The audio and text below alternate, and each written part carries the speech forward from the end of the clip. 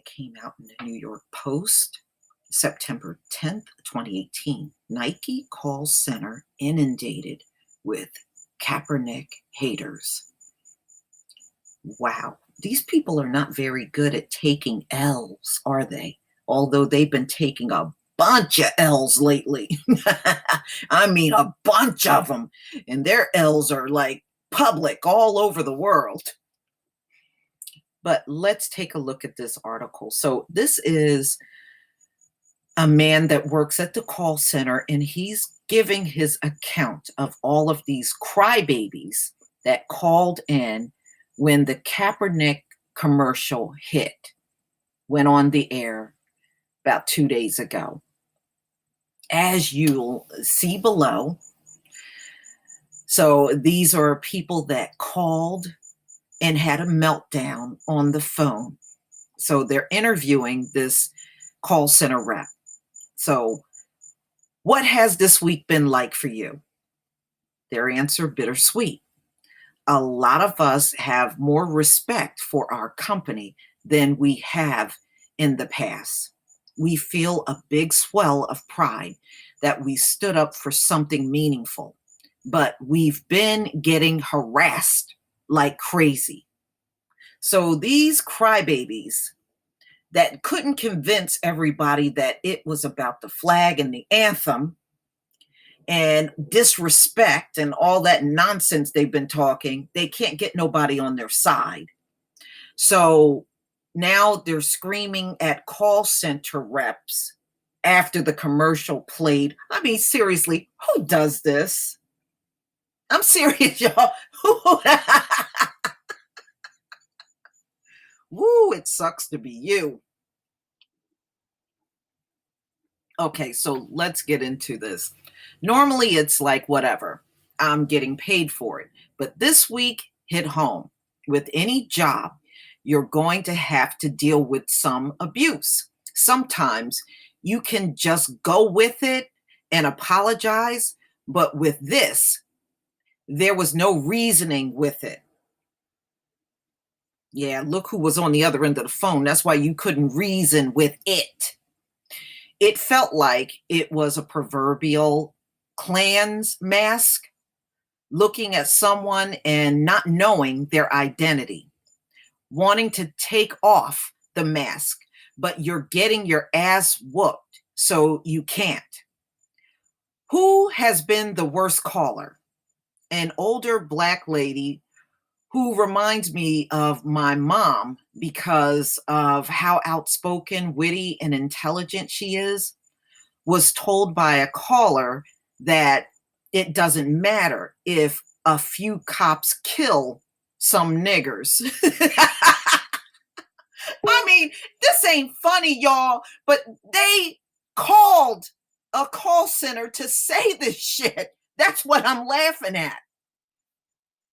Every once in a while, because Black teens shoot each other every day.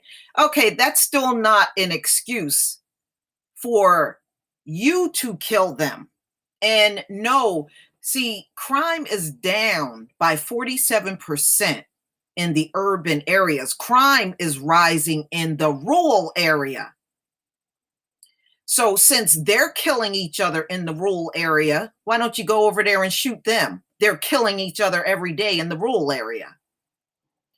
She's one of the many people that believe crying is weakness, but she busted out in tears and said, my son wears a suit and a tie every day, owns a company and drives a nice car.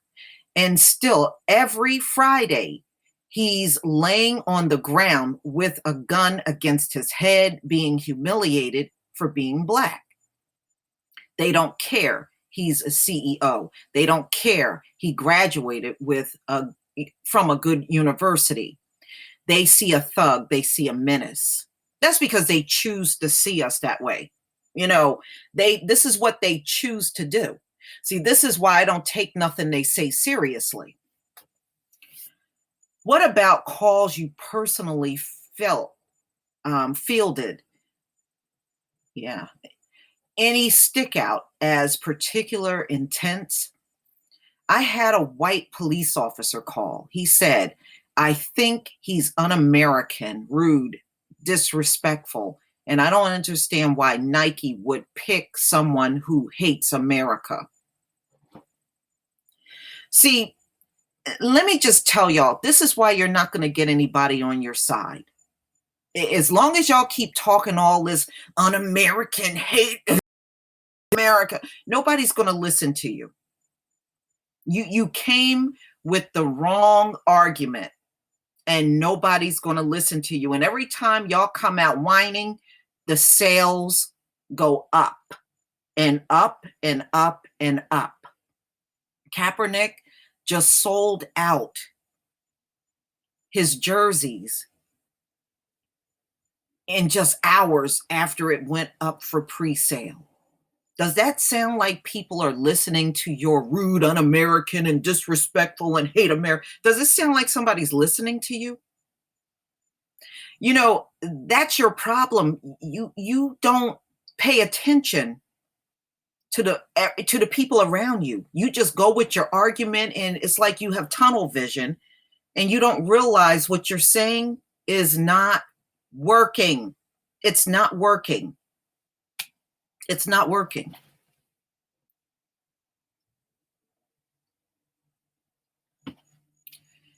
He said he goes out every day to work and protect people and doesn't know if he's coming home that night. Well, everybody goes to work, and on their way home, they can get in a car accident or something can happen where they don't make it home.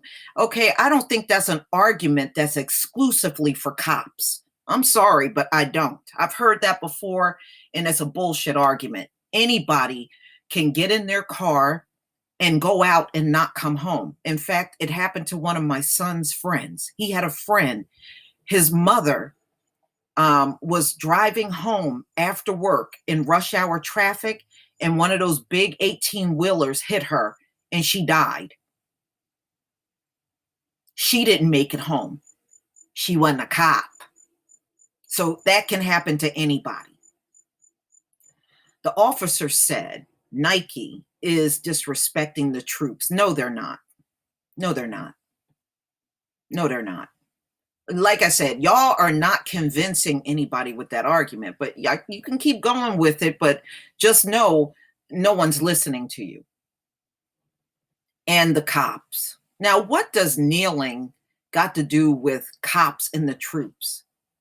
He's talking about the unarmed men and women getting shot by the cops. If that doesn't apply to you, then why are you upset? If you didn't shoot anybody and didn't do anything wrong on your job every day as a cop, why are you upset? You know, a wasted phone call. Can you imagine how excluded we feel? No, I'm not relating to nothing that you're saying. We stand for those that have been silenced. No, you don't. Your veterans are sleeping like animals on the street. That's a damn lie. You know what? The next time these people open their mouth about veterans and troops and stuff, ask them how many of them are they going on the streets and helping. These veterans are all over the cities across America, homeless on the street. They're everywhere homeless. So how many of them are they helping, or are they just running their mouth trying to argue with somebody?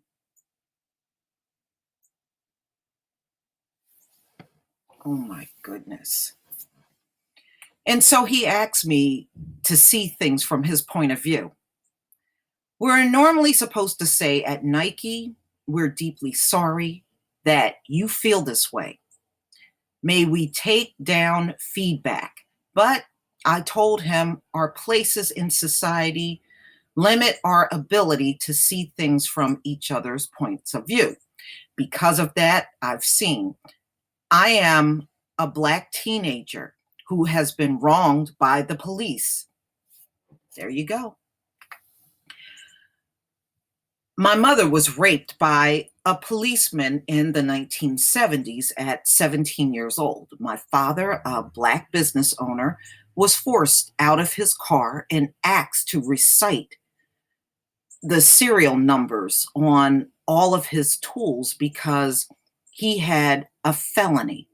My father came from a generation where pride and self esteem is something you bathe in, and nothing could ever take my father's pride, but that did.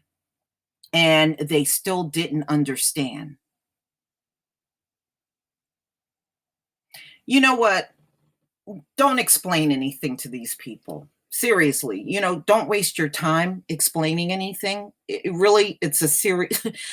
If I worked at Nike, I would just listen to them and hang up the phone. There's nothing more you can do because these people are not trying to. They're not trying to hear nothing. All they want to do is keep regurgitating the same BS. He's disrespecting the flag. He's disrespecting the anthem. He's disrespecting the cops. They don't come with nothing else. And that stuff is not going to change anybody's mind. But hey, it's your phone bill. Hey, how many callers have told you they are burning their sneakers? A lot of people. They also tell me they are throwing them off overpasses. I say, okay, great. Yeah, what else are you going to say? What about donating? Only one group of people called to say they were donating. A group of Republican moms told me they meet up to talk about local news and politics. And because of this, they have stopped all their support of Nike. They said, we gathered up our kids' Nike stuff and we're going to donate it. So what? That's your prerogative. That's your prerogative to do that, right? All our kids play sports, but we'll find another brand. I promise you, even after you donate, you're going to run into a lot of people with Nike on. The world is not going to stop spinning because you burnt some sneakers and you're throwing them away and throwing them over overpass. The world will keep right on spinning. I said, wow, that's really nice. That's good. I'm happy for you. They basically said, F you, and it's not funny. No, it's stupid. We're never going to give another cent. We're going to talk to our brokers and withdraw our stock. Oh, well, bye. Next. With sort of things are the bulk of boycotters saying to you. We get a lot of, why does Nike hate the troops? Woo, if these people had an original thought, only if they did for one day, y'all. Only for one day.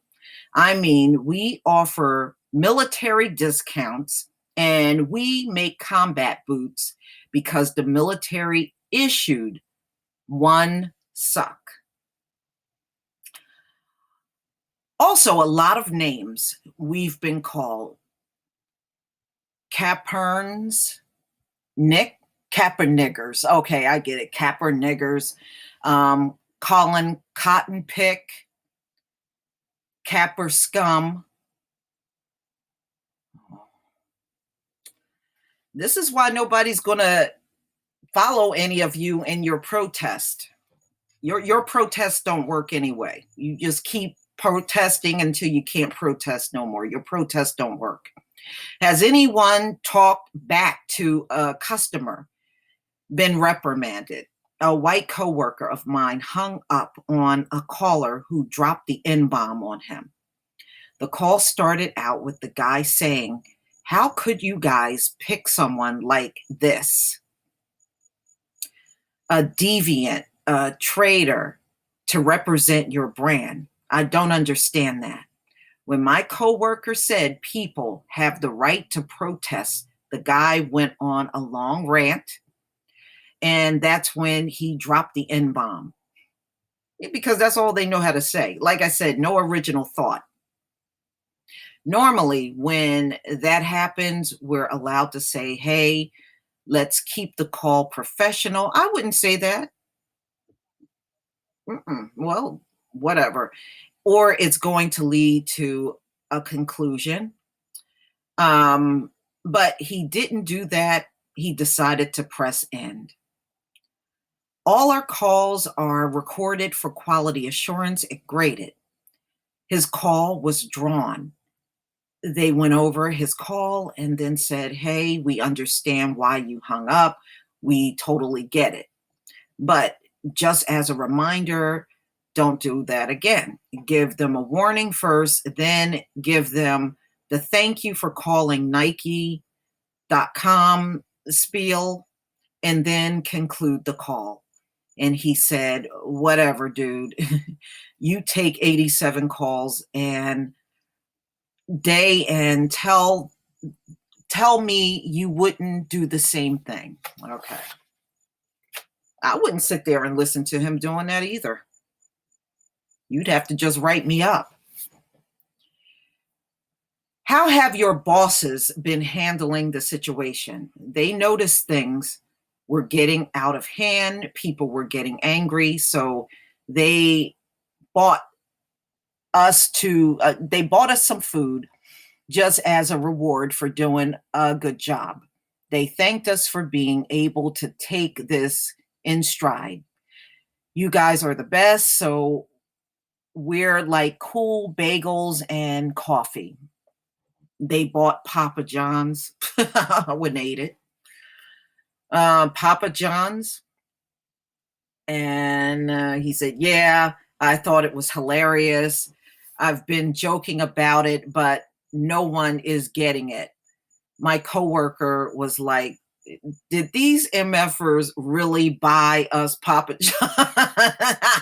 Don't eat it. They can't make you eat it. You're referring to a lot of these angry callers as Trump supporters. I'm curious if any happened to make Trump specific remarks. The customer service rep said, yes, a lot of Trump supporters called. They said Kaepernick's a terrorist, a communist, un American, a traitor, treasonous. Do you know they said all of this about Dr. King? All of the same things you're hearing now, they said the same exact thing about Dr. King. Like I said, see, all of their anger is going to make him a martyr. That's what's going to happen. Some of my Black coworkers who speak with more ebonics than Trump supporters tell them to transfer the call because they don't trust or don't talk to Black people. Oh, that would be fine. If I was that rep, hold on, I'll transfer you right now. You wouldn't be hurting my feelings. One call I answered, the guy told me Trump was making America great again. I said, when it was great, he said World War II. I said, do you know about Japanese internment camps? Another one asked me where my parents were from. What the hell does that got to do with Colin Kaepernick? Oh my God, these people are so silly. Ooh, they really need lives. Then he said I wasn't Black because I didn't sound Black. That guy in particular really got to me. He said, you're not Black, you're lying. I said, sir, I understand what Kaepernick is saying because I have faced the prejudice that he has faced. He speaks for people who are being silenced.